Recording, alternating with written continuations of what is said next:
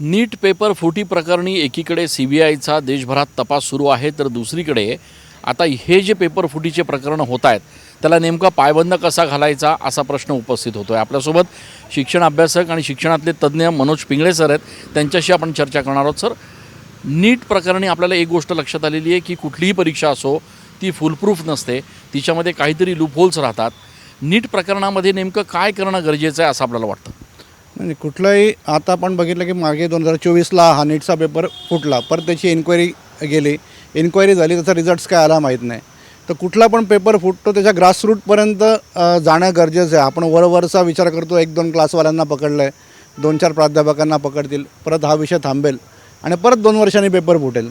याच्यात सगळ्यात मोठा जो लॉस होतो आहे तो जो प्रामाणिकपणे विद्यार्थी अभ्यास करतो आहे, अगदी 12-12 तास ही विद्यार्थी अभ्यास करतात आणि एखाद्या विद्यार्थ्याकडे पेपर होतो पूर्ण 200 मार्काचा, तर तो कधी पण कॉम्पिटिशन ती फेअर नाहीच होणार आणि मग जी टॅलेंट आहे आपल्या देशातलं ते मागे राहतं आहे। मग त्यांना ती MBBSची सीट मिळत नाही, पण ते खरोखर टॅलेंटेड आहे। म्हणजे त्यांना 80% मार्क मिळाले असतील आणि पेपर फुटून जर कोणी 99% मिळवणार असेल तर तो 80% अभ्यास करणारा हा टॅलेंटेड आहे, तो चांगला डॉक्टर बनू शकला असता, त्याने चांगली रुग्णांची सेवा केली असती।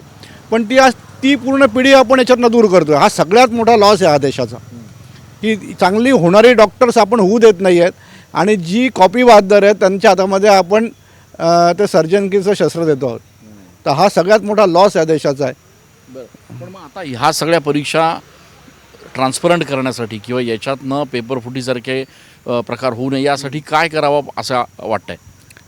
नाही, ही तर सगळी प्रक्रिया जी आहे ही बघितली तर 2017 साली NTS म्हणून शासनाने ती संस्था ही घेते आणि त्याच्यामध्ये अनेक रिटायर प्राध्यापक पेपर सेट करतात, पेपर चेक करणारे पण काही त्यांचीच माणसं आहेत। तर ही सॉफ्ट टार्गेट आहे ना पेपर फोडण्यासाठी। आज पैशाचा हव्यास प्रत्येकाला आहे, त्याच्यामुळे आज 100 लोकांमधले 20 लोक जरी यांना मिळाले पेपर फोडणाऱ्यांना तर ते सफिशियंट आहे। तर त्या पैशाच्या हव्यासापोटी ही लोकं विकली जातात। पण हीच परीक्षा तुम्ही बघितलं असेल की आपण बघतोय की सध्या MPSCचे पेपर फुटत नाही आहेत जे फुटत होते। कारण काय झालं की ती पूर्ण शासकीय यंत्रणा त्याच्या मागे लागली। आज तुम्ही 2-3 IAS ऑफिसरच्या ताब्यात द्या, कारण त्यांना नोकरी घालवण्याची भीती असते। मग ते थोड्या पैशासाठी किंवा जास्त पैशासाठी कोणी आपली नोकरी घालवणार नाही। तर ही शासनाने स्वतःच्या स्तरावर करावी। इतक्या दिवस शासनावर विश्वास नव्हता म्हणून ही प्रायव्हेट एजन्सी, आता प्रायव्हेट एजन्सी फोडते म्हणून अजून काहीतरी दुसरं, आता ती परत कॉम्प्युटर बेस आली। मग कॉम्प्युटर बेस फुटणार नाही काय? आज MSCITचे पेपर बघितले तर कोणालाच 90च्या खाली मार्क नसतात। तर मग परत त्याच्यामध्ये कसं काय प्रत्येक गोष्टीमध्ये काही ती फुलप्रूफ होऊ शकत नाही, ती चेक एरर्स याच्यावरच ते डिपेंड आहे। पण शेवटी सगळ्यात महत्त्वाचं आहे की शासनाची किती त्याच्यामध्ये उत्सुकता आहे, त्यांचं किती त्याच्यामध्ये गांभीर्य आहे की हे पेपर फुटू नये आणि याची जी शिक्षा आहे ती वाढवली पाहिजे। सर, याच्यामध्ये आणखी एक मुद्दा जो समोर येतो तो असा की खाजगी क्लास चालक जे आहेत त्यांच्याकडनं हे पेपर फुटल्याची देखील माहिती समोर येते आहे, त्यांच्या ह्या पेपर फोडीमध्ये लिंक्स समोर येत आहेत। मग अशा क्लास चालकांचं एक मोठं पेव जे आहे ते राज्यामध्ये फुटल्याचं बघायला मिळत आहे। हा संभाव्य धोका समोर येतोय का?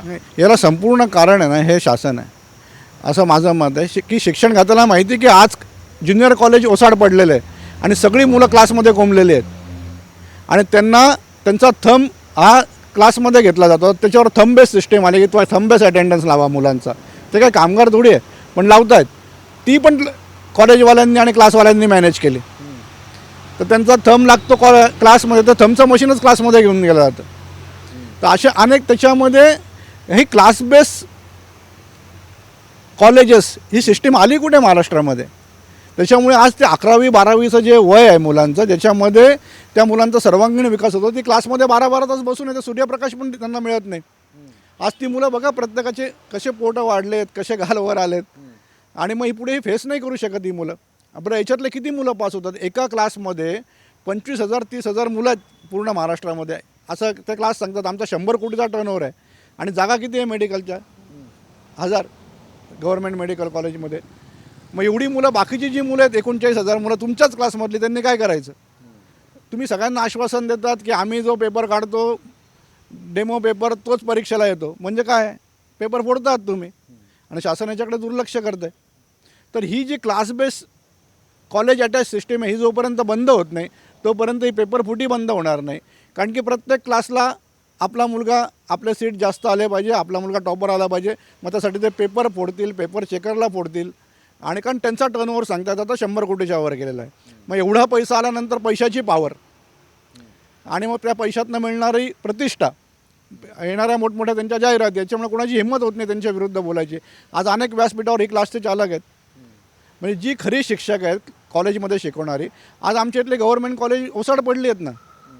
बरं, ही प्रायव्हेट क्लासवाले कॉलेजचा दर्जा का नाही घेत? सेल्फ फायनान्स झाला आहे आता, ते सहज घेऊ शकतात, पण त्यांना तो घ्यायचा नाही, कारण ते त्याच्यामुळे राईट टू एज्युकेशनमध्ये येतील. मग 20% गरीब मुलांना शिकवावं लागेल. मग त्या गरीब मुलांना शिकवायचं नाही, कारण यांची फी 2 लाख 2.5 लाख रुपये आहे. आज जर समजा ते 100 मुलं घेत असेल तर 20 मुलांना त्यांना फुकट द्यावं लागेल, 40 लाखाचा त्यांचा लॉस होईल. त्याच्यामुळे त्यांना हा क्लासचा दर्जा घ्यायचा नाही. दुसरा कोणता तरी बंद पडलेलं कॉलेज बघायचं, तिथे मुलं दाखवायची, मुलं क्लासमध्येच बसतात.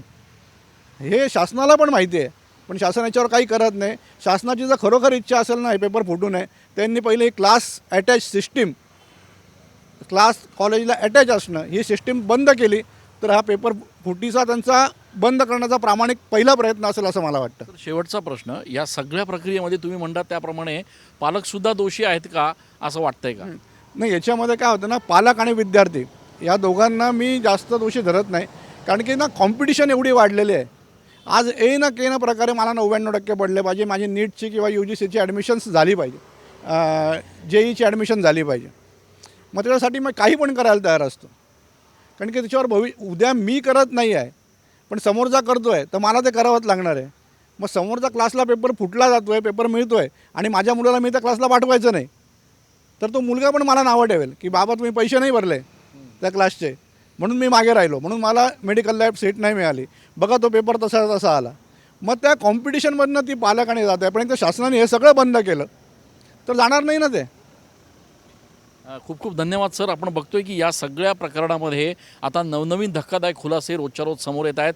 CBIच्या मार्फत देशभरात या संपूर्ण प्रकरणाचा तपास जो आहे तो सुरू आहे. मात्र येणाऱ्या दिवसांमध्ये शासन स्तरावर काही ठोस निर्णय घ्यावे लागतील, अंमलबजावणी करावी लागेल, जेणेकरून असे प्रकार होणार नाहीत आणि या परीक्षांच्यासाठी तासनतास अभ्यास करणाऱ्या विद्यार्थ्यांचं भविष्य हे अंधारात राहणार नाही. कॅमेरा पर्सन आकाश येवलेसह मी चंदन पूजाधिकारी, TV9 मराठी.